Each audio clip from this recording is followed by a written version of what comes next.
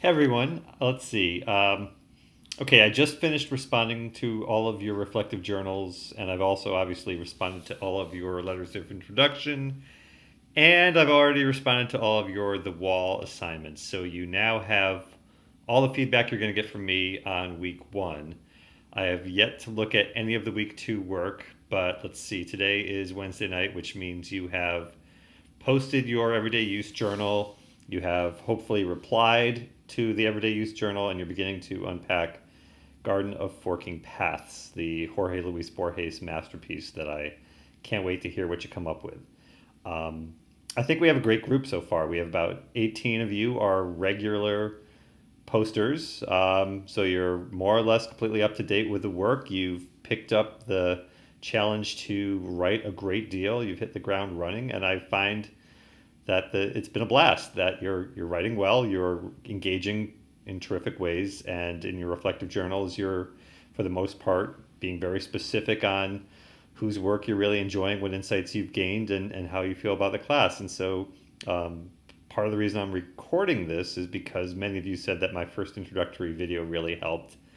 And so, yeah, I've got an ego, and it felt good to hear that you like that. And so, I'm going to give you one more video now. And um, frankly, I think we might do this all semester long if you continue to get something out of it.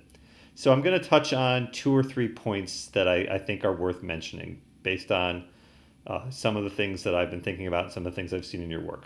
So, first off, let's see.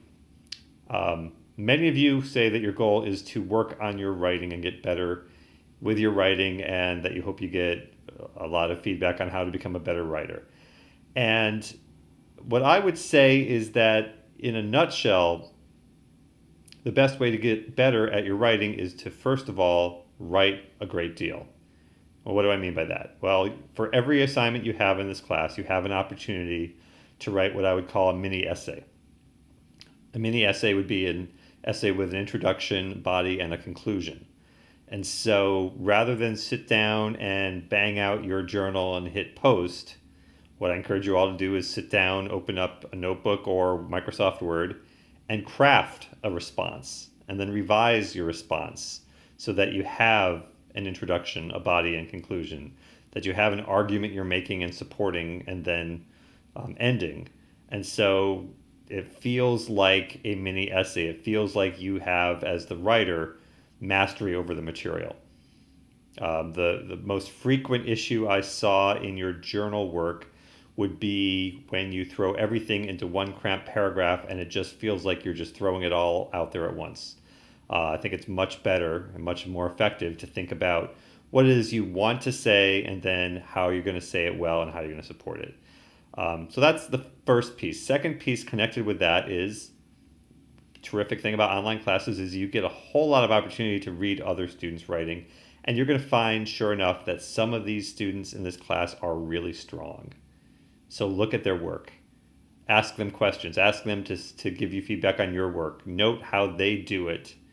Now, the way I've designed this class is that hopefully you're not seeing their work before you post your own, because it's not about copying their work in any way, but it's about understanding how writing is a craft that takes a lot of practice and takes exposure. And so think about how some of your classmates have effectively presented how they create a voice, how they use vocabulary, how they use research, how they've applied the material. The last thing I'll say about this whole topic about writing well is that ultimately this is a class in crafting an argument, much more so than interpreting literature.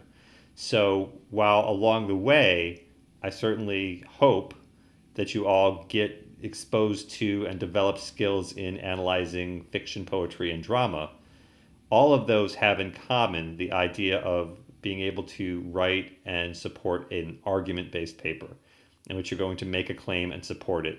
Hopefully one that isn't obvious, hopefully one that is worth arguing. So one that isn't easy, one that's complex, difficult, challenging, insightful, interesting, engaging, all of those good things.